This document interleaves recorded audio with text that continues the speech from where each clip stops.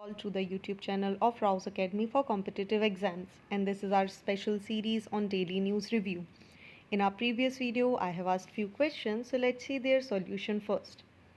And the first question was, what is the name of the indigenous data link communication developed by the Indian Navy? And correct answer is Vayu Link. Next question was, Maulia Roka Boite has been appointed as the first female Prime Minister of which of the following country? And correct answer is Equatorial Guinea. So without wasting any time, let's see what is in the news. So this first article is related with the menstrual leave policy. Let's understand what is it in there. देखिए हुआ क्या, एक petitioner है जिन्होंने यहाँ पर एक petition file की थी कि जो मेंस्ट्रुअल लीव पॉलिसी है, जितनी भी जो स्टूडेंट्स हैं, जितनी जो फीमेल्स हैं जो स्टूडेंट हैं या जो वर्किंग वुमेंस हैं, they should get a paid leave, और इसी की यहाँ पर सुनवाई की जा रही थी। हुआ क्या, थ्री जजेस की एक बेंच यहाँ पर बैठी जिसको लीड कर रहे थे हमारे chief justice of India DY Chandrachud. इन्होंने इस बात को क्लियरली यहाँ पर बोला कि देखिए, it is right now it is a matter of Ministry of Women and Child Development. So what you can do, आप Ministry of Women and Child Development को यहाँ पर अप्रोच कर सकते हैं, बट दैट डजेंट मीन कि Supreme Court is not concerned. Yes, we are concerned, but we cannot take any decision yet. Because primarily policy making का काम है, वो किसका है, वो हमारी पार्लियामेंट का है, and they should do it, they should frame certain policy. अब देखिए, आर्टिकल में सिर्फ इतनी ही बात नहीं की जा रही है, कहीं ना कहीं इस तरीके के क्वेश्चन हमें मेंस में देखे जा सकते हैं, ओपिनियन बेस्ड क्वेश्चंस में ये हमें देखने के लिए मिल सकते हैं. क्या ये जो मेंस्ट्रुअल पीरियड लीव की यहाँ पे बात करी जा रही है, वेदर इट इज़ राइट और रॉन्ग. देखिए, आपको याद होगा अभी रिसेंटली ही जो केरला गवर्नमेंट है, इन्होंने क्लियर कर दिया कि भाई ये आने वाले सेशंस में जो स्कूल में पढ़ने वाली बच्चियाँ हैं उनके लिए लीव का यहाँ पर प्रबंधन करेंगे. Along with that you should also remember about the Zomato, जिसने ये अपनी पॉलिसीज़ में बता दिया कि भाई जो हमारे यहाँ की फीमेल एम्प्लॉयज़ रहेंगी उन्हें पूरे साल में 10 दिन की एक मेंस्ट्रुअल पेड लीव दी जाएगी. Along with that there are so many companies who are providing such kind of benefits to the women. But now there is one section also in the society who is not agree with this policy. Why? Because what they are thinking, by providing the leave, and that too of a paid leave, you are discriminating against the women. Yes, whether though it is a biological phenomena, though it is a biological process, but if you will provide leave to the women employee and if you will make it compulsory, what will happen कि भाई companies यहाँ पर क्या करेंगे, in female employees को लेना ही बंद कर देंगी, और जब कंपनी फीमेल एम्प्लॉयज़ को लेना बंद कर देंगी तो इनका जो वर्क फोर्स पार्टिसिपेशन है वो भी आपको कम देखने मिल जाएगा. रिजल्टेड इनटू एक तो अनएम्प्लॉयमेंट बढ़ेगा, दूसरी तरफ आप देखेंगे तो फीमेल्स की जो डिपेंडेंसी है on the male counterpart, that will also increase. क्यों ऐसा कारण, देखिए, जब कंपनीज को बिना वर्क फोर्स के पेड लीव देनी पड़े और उस पर भी भाई उनको यहाँ पर पेमेंट प्रोवाइड करना पड़े, तो वो ऐसी सिचुएशन से बचेंगे. Resulted into they will stop hiring the women. अब देखिए, अगर हम बात करें कि भाई इस मेंस्ट्रुअल लीव की शुरुआत कहाँ से हुई थी, तो हमें याद करना होगा 1991 से, सोवियत यूनियन. ठीक है, सोवियत यूनियन की बात करें, बाद में डिसइंटीग्रेशन हो गया, तो सोवियत यूनियन ने 1920s 2030s में सबसे पहली बार मेंस्ट्रुअल लीव जैसी चीज़ यहाँ पर लेके आई थी. उसको फॉलो करते हुए जापान, देन आपको Taiwan, China, United kingdom, Indonesia, south Korea, Spain, Zambia जैसी बहुत सारी कंट्रीज़ देखने मिल जाएंगी जिन्होंने मेंस्ट्रुअल पेन लीव को किसी ना किसी तरीके से दिया जा रहा है. But when it comes to India, India is lagging behind. लेकिन आप एक चीज़ भी बहुत अच्छे से समझिए. देखिए, अब इस पूरे एस्पेक्ट में जो सबसे ज़्यादा डिसअपॉइंटिंग बात निकल कर आ रही वो ये है कि जब हम बात करते हैं वर्किंग वुमेन की, तो हमारे यहाँ एक प्रोविज़न है under the section 14 of the maternity benefit act 1961, which basically deals with the inspector, और बात करता है कि एक अप्रोप्रिएट गवर्नमेंट क्या करेगी, किसी एक अप्रोप्रिएट व्यक्ति को यहाँ पर बनाएगी, एक ऑफिसर को इस्टेब्लिश करेगी, and may define the local limits of jurisdiction which they shall exercise their function under this law. Now what is happening here कि यहाँ पर किसी को अपॉइंट करने या किसी इंस्पेक्टर को बिठाने और पर्टिकुलर एरियाज़ में पॉलिसीज़ को इम्प्लीमेंट करने के लिए जो बात की जा रही है उसको गवर्नमेंट पूरी तरीके से भूल गई है. So this is something that India needs to work upon. So आपके क्या विचार हैं मेंस्ट्रुअल लीव के बारे में, मेंस्ट्रुअल पेन लीव के बारे में, आप हमें कमेंट सेक्शन में बता सकते हैं। साथ ही आप राउज अकेडमी के Telegram channel which is the Rouse academy पर भी हमें अपना आंसर बता सकते हैं। चलिए आगे बढ़ते हैं अगले आर्टिकल की तरफ। तो देखिए बात की जा रही है FATF की, suspended membership of Russia over Ukrainian इन्वेशन। देखिए इम्पॉर्टेंट क्या है, FATF का अगर हम यहाँ पर फुल फॉर्म समझने की कोशिश करें तो it is the financial action task force. ठीक है, इसने क्या किया है, इन्होंने सस्पेंड कर दिया है रशिया की मेंबरशिप को। क्यों भाई, जो ऑन गोइंग यहाँ पर इन्वेजन रशिया ने किया यूक्रेन के ऊपर, उसके चलते ये रिजल्ट हमें देखने मिला। तो कारण क्या, हम इसको क्यों पढ़ रहे हैं, हमें जानना ज़रूरी है FATF, क्योंकि प्रीलिम्स में हमें इससे डायरेक्ट क्वेश्चन देखने के लिए मिल सकता है। चलिए FATF की बात कर लेते हैं अगर हम, तो सबसे पहले इंपॉर्टेंट कहाँ के लिए हो जाएगा ये आपके लिए, देखिए GS पेपर नंबर 2 जहाँ पर आपको ये देखने के लिए मिल सकता है, और GS paper 3 money laundering terrorism जैसी चीज़ों में देखने के लिए मिल सकता है। FATF की बात करें तो ये एक global money laundering and terrorist financing watchdog है, जिसको इस्टेब्लिश किया गया था 1989 में आउट ऑफ G7 मीटिंग, ठीक है, of developed Nations in Paris. Objective इसके क्या है, जैसे इसके नाम से क्लियर हो रहा है, बेसिकली जब इसको स्टार्ट किया गया था तो उसके इनिशियल ऑब्जेक्टिव थे to examine and developed measure to combat money laundering. लेकिन जैसे ही हमें 9/11 का अटैक देखने मिला, उसके बाद FATF ने 2001 में अपने जो ऑब्जेक्टिव्स हैं उसको एक्सपैंड किया, and it get a mandate to incorporate efforts to combat terrorist financing also. वहीं 2012 में हम बात करें तो इसने क्या करा, it also added efforts to counter the financing of proliferation of weapons of mass destruction. So यहाँ पर WMD वेपन्स को भी इंक्लूड कर लिया गया, विच मीन्स कि अगर आज की डेट में हम देखें FATF का एरिया, FATF का एक्सपांशन देखें तो it is very very much wide. चलिए बात कर लेते हैं FATF की कंट्री और इंडिया के स्टेटस के बारे में। So there are so many countries like Argentina, Australia, Austria, Belgium etcetera, but when we talk about India तो देखिए इंडिया को पहली बार 2006 में एक ऑब्जर्वर का दर्जा यहाँ पर दिया गया था, लेकिन 2010 में इंडिया इसका फुल टाइम मेंबर बनकर आ गया। Along with that you should also remember that India is also a member of its regional partners the Asia Pacific group and Eurasian group. Also you should also keep one thing in mind कि इसका जो office है जो हमें देखने के लिए मिलेगा, ये आपको देखने के लिए मिल जाएगा पेरिस के अंदर। So this is all about this particular scenario. Along with that यहाँ पर 3 तरीके की लिस्ट यूजुअली निकाली जाती हैं FATF में, अगर आपको याद हो तो grey list and black list. Grey list की अगर हम बात करें तो ग्रे लिस्ट इंक्लूड करती है ऐसी कंट्रीज को that are considered safe haven for supporting terrorist funding and money laundering. वहीं अगर हम ब्लैक लिस्ट की बात करें तो it includes the non cooperative countries on terrorist that support terror funding and money laundering activity. आज की डेट में अगर हम बात करें तो ईरान, नॉर्थ कोरिया और म्यांमार, इसकी ये 3 कंट्रीज़ हैं जो इसकी ब्लैक लिस्ट का पार्ट बनी हुई हैं। सो this is all about FATF। चलिए आगे बढ़ते हैं, और एक इमेज आपके सामने आपको स्क्रीन पर दिखाई दे रही है। It is related with the Kalaburagi. Kalaburagi again art and architecture के लिए, आर्ट एंड कल्चर के लिए आपके लिए इंपॉर्टेंट हो जाता है, जहाँ से हमें प्रीलिम्स में बेसिकली क्वेश्चंस देखने मिल सकते हैं।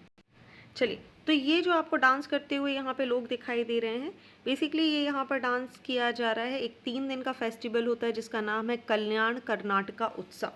चलिए बात कर लेते हैं उस उत्सव के बारे में। तो कल्याण कर्नाटका उत्सव है, इसे ऑर्गेनाइज करवाती है government of Karnataka, and it is the first time that a mega event celebrating the region in being organized in the 7 district like Bidar, Raichur, Yadgir, Koppal, Kalburgi, Vijayanagar and Ballari, and this is why it is very very important this time।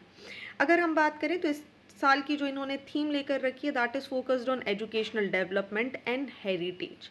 चलिए आगे बात कर लेते हैं about the monuments at Kalaburagi. Kalaburagi का क्योंकि यहाँ पे जिक्र हुआ है, अभी ये चल रहा है, तो कालबुर्गी बेसिकली एक प्लेस है that housed several Sufi saint who live to build communal harmony and teach humanity. अगर हम इस रीजन की बात करें तो it was home to the 12th century social reformer Basavanna, आप सभी को बहुत अच्छे से पता होगा इनके बारे में, and the 14th century Sufi Khwaja Bandanawaz, Gesudaraz and 19th century के जो से रहे हैं सहारना बसावेश्वरा, इनकी ये ज़मीन मानी जाती है। वहीं अगर हम इस रीजन की बात करें तो it was basically ruled by the Mauryas, Rashtrakutas ने भी इसे रूल किया है, चालुक्याज, बहमनीज और निज़ाम्स के रूल आपको यहाँ पर देखने मिलेंगे। और इस पूरे कल्चर में अगर आप देखेंगे तो कालबुर्गी के कल्चर में इन सारी किंगडम्स की झलक हमें देखने के लिए मिलती है। फॉर एग्जाम्पल अगर हम बात करें तो Bahmani fort which consist a large Jama Masjid and one of the world's longest cannons is situated here. Half Gumbaz, where the Bahmani kings were buried, it is also situated here. The tomb of Firoz Shah Bahmani, it is also situated here. ठीक है, so these are the few points जो आपको याद रखने हैं। चलिए moving on to the next article which is important, क्योंकि यहाँ बात की जा रही है navy submarine docks in Indonesia. देखिए हुआ क्या है, इंडिया अपने मिलिट्री कॉपरेशन को इन्हेंस कर रहा है। आपने देखा होगा it's been very long that India is willing and India is trying its best कि वो साउथ ईस्ट एशियन नेशंस जो हैं उनके साथ अपने जो रिलेशंस है उसको बहुत ज़्यादा सुधारे। और इसी का एक रिजल्ट हमें देखने मिला कि जो इंडियन नेवी की किलो क्लास कन्वेंशनल सबमरीन है जिसका नाम है INS सिंधु केसरी, इसको पहली बार इंडोनेशिया में यहाँ पर डॉक किया गया है।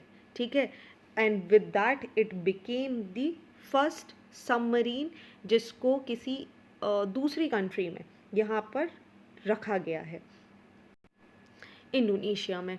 चलिए अगर हम बात करें तो इंडिया के लिए साउथ ईस्ट एशियन नेशंस बहुत ज़्यादा इंपॉर्टेंट हो जाते हैं। अगर हम बात करें तो देखिए इंडिया कहीं ना कहीं ट्राई करता रहता है कि वो क्या करे अपने जो नेवल एक्सपेडिशन है, क्योंकि आप देखेंगे पोर्ट को लेकर इंडिया को सिक्योर होना पड़ेगा, क्योंकि कहीं ना कहीं चारों तरफ से चाइना इज़ प्लानिंग कि वो इंडिया को घेर ले। दूसरी तरफ इंडिया के पास यहाँ पर पाकिस्तान और अफ़गानिस्तान है और यहाँ पर आपको देखने मिल जाता है ईरान। सो ईरान का ही सपोर्ट यहाँ पर कहीं ना कहीं थोड़ा सा हमें देखने के लिए मिल जाएगा। अलॉन्ग विद दैट अगर हम यहाँ पर बात करें तो श्रीलंका, जो चारों तरफ से कहीं ना कहीं चाइना हमें घेरने की कोशिश कर रहा है।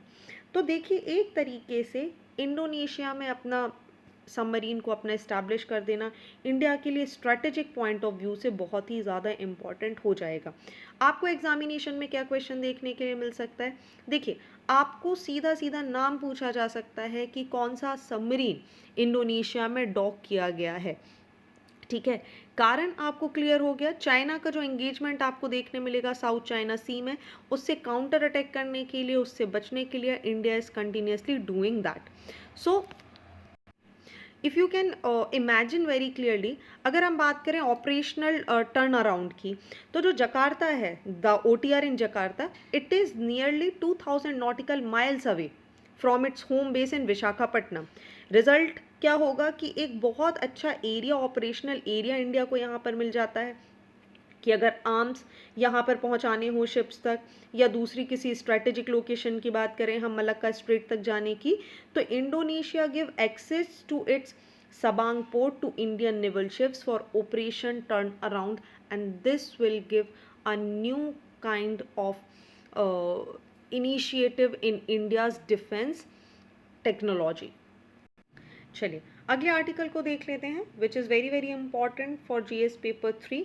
आपको इससे क्वेश्चन देखने के लिए मिल सकता है प्रीलिम्स में भी। देखिए यहाँ पर बात की जा रही है इंडिया इट्स बीइंग ट्राइंग बहुत टाइम से कि वो EU के साथ अपना फ्री ट्रेड पैक्ट को लेकर जाए, बट देखिए जो हमारे यूनियन कॉमर्स मिनिस्टर है मिस्टर पीयूष गोयल, इनका बोलना है कि फ्री ट्रेड एग्रीमेंट जब हम EU के साथ बात करते हैं तो अभी इसमें नेगोशिएट होने में बहुत ज़्यादा टाइम लगने वाला है। कारण क्यों, देखिए जब आप EU की बात करते हैं तो यहाँ पर 27 कंट्री ब्लॉक्स हमें देखने के लिए मिलते हैं, और सभी के साथ सभी के इंटरेस्ट को ध्यान में रखते हुए जब कोई पैक्ट यहाँ पर तैयार किया जाएगा तो it is definitely going to take a longer time. चलिए तो समझ लेते हैं आखिर FTA होता क्या है। फ्री ट्रेड एग्रीमेंट की बात करें तो ये एक तरीके का एग्रीमेंट होता है बिटवीन द कंट्रीज और रीजनल ब्लॉक्स टू रिड्यूस और eliminate trade barriers through mutual negotiation with a view to enhancing trade. जैसे इसमें इंक्लूड किया जाता है गुड्स को, सर्विसेज को, इन्वेस्टमेंट को, इंटेलेक्चुअल प्रॉपर्टी को, competition, government procurement and so many other areas. ये जो कॉन्सेप्ट है ये ऑपोजिट है ऑफ द ट्रेड प्रोटेक्शनिज्म और इकोनॉमिक आइसोलेशनिज्म का। ठीक है, अब देखिए इंडिया की बात करें तो इंडिया कभी भी डायरेक्टली सामने नहीं आता जब एफटीए की बात होती है, फ्री ट्रेड एग्रीमेंट्स के बारे में बात होती है। कारण क्यों? इंडिया कहीं ना कहीं लैक ऑफ ट्रांसपेरेंसी और स्क्रूटनी से भी डील करता है। इंडिया नेगोशिएट करता है बहुत सारे एफटीएस को behind close door with very little information about the objective and process followed by the negligible scrutiny, resulted into कई बार हमें नेगेटिव ट्रेड बैलेंस भी देखने के लिए मिलता है। अगर आप पास्ट डिकेड को देखें तो इंडिया ने साइन किया FTS with the association of south east Asian Nations, जिसे हम आसियान भी बोलते हैं, जिसमें आप रिपब्लिक ऑफ कोरिया के साथ साइन किया, जापान के साथ साइन किया, मलेशिया के साइन किया। But India remains in the negative balance of trade with this country. ठीक है, रादर जापान के साथ हमें थोड़ा सा इंक्रीज देखने मिला एक्सपोर्ट का, इसके अलावा इंडिया को नेगेटिव रिजल्ट ही देखने के लिए मिला। इसी के साथ कहीं ना कहीं इंडिया थोड़ा इससे इसीलिए भी बचता है कि इंडिया नहीं चाहता कि उसकी हाई डिपेंडेंसी हो जाए इंपोर्ट्स के ऊपर, और उसकी वजह से जो उसका डोमेस्टिक प्रोडक्शन है या डोमेस्टिक गुड्स हैं वो गड़बड़ा जाए। आज की डेट में अगर आप देखें तो इंडिया 85% अपनी ऑयल नीड्स के लिए वैसे भी डिपेंडेंट है। सो इंडिया डजेंट वांट कि वो किसी और तरीके से दूसरी कंट्रीज़ पर यहाँ पर डिपेंडेंट हो जाए। वहीं अगर हम बात करें तो गवर्नमेंट का एक और यहाँ पर कंसर्न हमें देखने मिल जाएगा कि जब हम सेल्फ रिलायंस की बात करते हैं, जब हम आत्मनिर्भरता की बात करते हैं, तो हम इसका मतलब ये नहीं है कि हम क्लोज्ड इकोनॉमी की बात कर रहे हैं, but there are so many things which India does not have और इंडिया को इम्पोर्ट करने की आवश्यकता पड़ेगी। And because of that also India कई बार क्लोज डोर पॉलिसीज़ भी यहाँ पर अपनाता हुआ आपको नज़र आएगा। चलिए, तो एफटीए के अलावा कुछ इंपॉर्टेंट ट्रेड एग्रीमेंट्स होते हैं जो आपको पता होना चाहिए। सबसे पहले आ जाता है CEPA, which stands for comprehensive economic cooperation and partnership agreement. ये किया गया है इंडिया और मॉरिशस के बीच में। नेक्स्ट अगर हम बात करें तो आपको दिख जाएगा SAPTA. It stands for South Asia Peripherential Trading Agreement. It is for promoting trade amongst the member countries, come into the effect from 1995. Then आपको देखने मिल जाएगा SAFTA, which stands for South Asian Free Trade Area. एक free trade agreement यहाँ पर confide किया गया है for the good, but excluding all those services like information technology. So this agreement was signed to reduce custom duties of all trade goods to zero by the year 2016। याद रखिएगा, बहुत clear cut difference है SAFTA के बीच में। Next आपको देखने मिल जाएगा APTA, which is Asia Pacific Trade Agreement. इसको पहले बैंकॉक एग्रीमेंट के नाम से भी जाना था, and it is a preferential tariff arrangement जिसका एम है to promote intra regional trade through the exchange of mutually agreed concession by member countries. चलिए, तो आई होप ये आपको क्लियर हो गया होगा। आगे बढ़ते हैं अगले आर्टिकल की तरफ, लेकिन अगर आपने अब तक हमारे चैनल को लाइक नहीं किया है so do like our channel and subscribe it to never miss any updates. Also if you want to give wings to your preparation do visit Rau's academy for competitive exams. साथ ही अधिक जानकारी के लिए आप नीचे दिए गए QR कोड को स्कैन कर सकते हैं और बाकी सारी डिटेल आपको यहाँ से मिल जाएगी।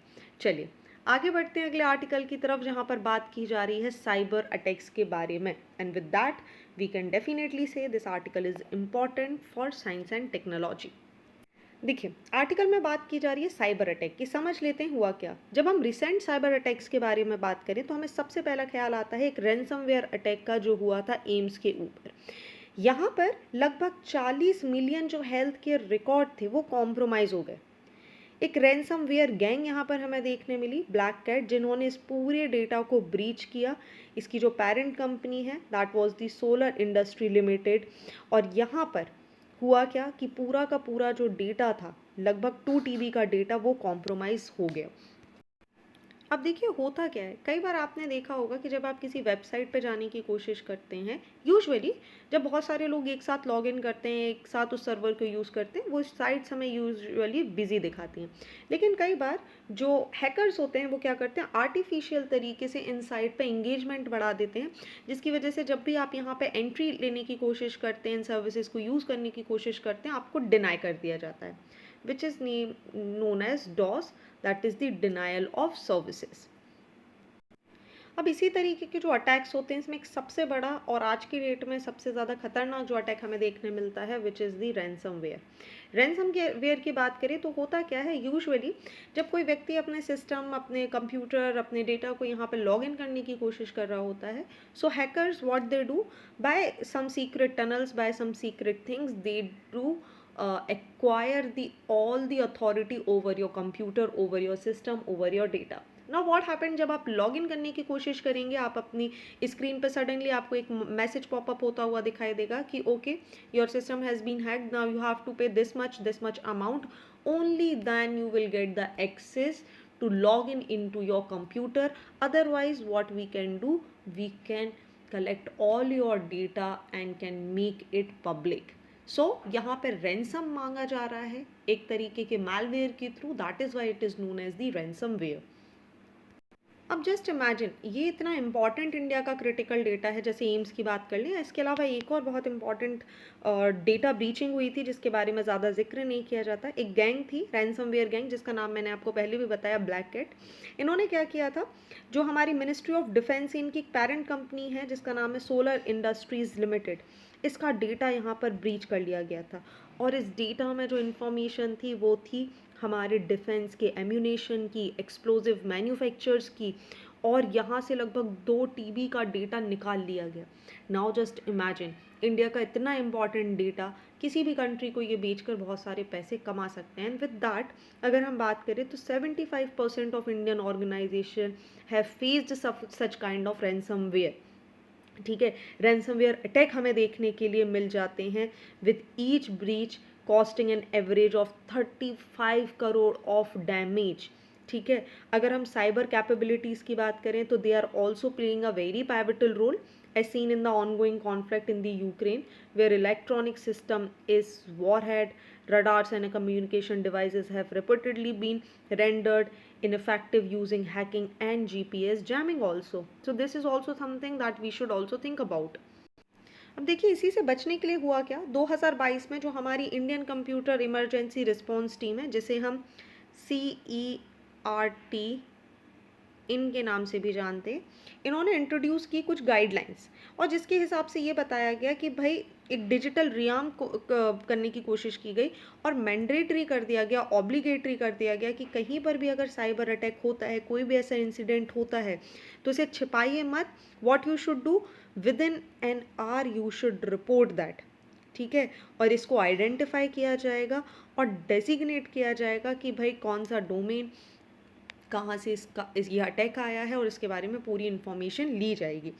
वहीं अगर हम इंडिया की बात करें तो देखिए इंडिया में जो अभी एक recently digital personal protection bill 2022 propose किया गया है, यहाँ पर भी हमें कंसर्न देखने के लिए मिलते हैं। बेसिकली इस बिल में बात की जा रही है कि अगर यहाँ पे डेटा ब्रीच होता है, ठीक है, तो there is a penalty of up to ₹500 crore for data breaching. वहीं अगर हम इंडिया की बात करें तो इंडिया में आर्म फोर्स क्रिएट करती हैं डिफेंस साइबर एजेंसी यहाँ पर बनाई गई, जो कैपेबल है इस तरीके की चीज़ों से निपटने के लिए और इनको मेंटेन करने के लिए। वहीं आगे अगर हम देखें तो all Indian state have their own cyber command and control centres also. However, most of the organization lacks the tools to identify cyber attack, जिसकी वजह से हम इन्हें अकेले नहीं रोक पाते। अब देखिए इसी सब से निपटने के लिए हमें एक कन्वेंशन देखने मिल जाता है जिसका नाम है डिजिटल जिनेवा कन्वेंशन।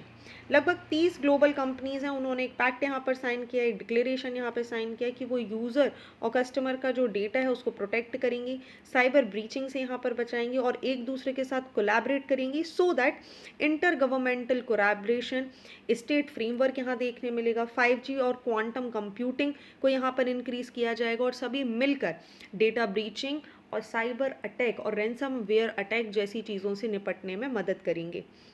अब देखिए जब बात की जाए तो एक इंटरनेशनल कोऑपरेशन यहाँ बहुत ज़्यादा महत्वपूर्ण हो जाता है, क्योंकि अगर हम देखें तो अटैक सिर्फ एक जगह नहीं, किसी के ऊपर भी हो सकता है और कहीं से भी किया जा सकता है। इन दैट केस अगर इंटरनेशनल कोऑपरेशन हमें देखने मिलेगा तो पूरी वर्ल्ड में बहुत आसानी से इस प्रॉब्लम को सुलझाया जा सकता है।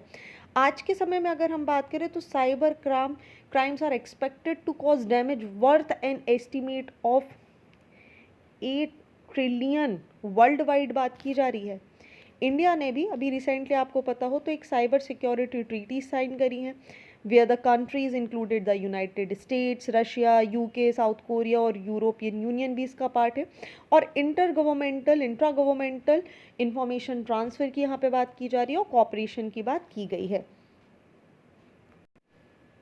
देखिए, बात क्या की जा रही है, इंडिया के पास G20 की प्रेसिडेंसी और इंडिया को इसका यूज़ करना चाहिए किस तरीके से, ये जितना भी डोमेस्टिक और इंटरनेशनल इंगेजमेंट है, लोगों का इस तरफ यहाँ पर ध्यान आकर्षित करने की आवश्यकता है कि भाई cyber security is one of the point that we should be focused upon. ठीक है, आगे अगर हम बात करें तो बहुत सारी ऐसी सिचुएशन हमें देखने मिल जाएंगी जहाँ पे साइबर अटैक्स होते रहते हैं, और इंडिया क्योंकि एक डिजिटल इकोनॉमी की तरफ शिफ्ट हो रहा है, in that case India needs to protect its data. Otherwise what will happen, जहां हम राइट टू प्राइवेसी की बात कर रहे हैं, बायोमेट्रिक्स की बात कर रहे हैं, वो डेटा अगर किसी के हाथ में लग जाता है, वहां रैंसमवेयर अटैक हो जाता है, तो that will be a devastating situation. तो what India should do, G20 summit का इंडिया को फ़ायदा उठाना चाहिए, और इसके साथ ही आपको क्या देखने के लिए मिल सकता है, एक कुछ नया आस्पेक्ट, एक वर्ल्ड, एक ग्लोबल ट्रीटी शायद यहाँ पे नज़र आ सकती है, जो कि आज की डेट में मिसिंग है। सो आई होप ये सारे आर्टिकल आपको क्लियर हो चुके होंगे। चलिए आगे बढ़ते हैं, and it's a quiz time, and first question is which of the following two regions are connected by Sinthan pass. देखिए, हमने 2 दिन पहले ही इस न्यूज़ को डिस्कस किया था, मैंने आपको एक इमेज दिखाई थी और इमेज के थ्रू हमने सिंथान पास को डिस्कस किया था, और मैंने बोला है आपको कि इसकी प्रोबेबिलिटी बढ़ जाती है, आपसे एग्जाम्स में पूछा जा सकता है। चलिए next question, consider the following statement with respect to Keeladi excavation. Again we have discuss this editorial 3 days before, आप चाहें तो उस आर्टिकल को देख सकते हैं, and it is very very important. आपको आई बटन में इसकी लिंक मिल जाएगी। चलिए, so you all know the drill, आपको करेक्ट आंसर मुझे कमेंट सेक्शन में बताना है, and stay tuned with us to know the right answer. So आज के लिए बस इतना ही। Thank you for watching this video, do not forget to hit like button, comment your valuable feedback, and also press the subscribe button to never miss any updates. Please follow us on Instagram and Facebook. Links are given below in the description box. Thank you and see you tomorrow.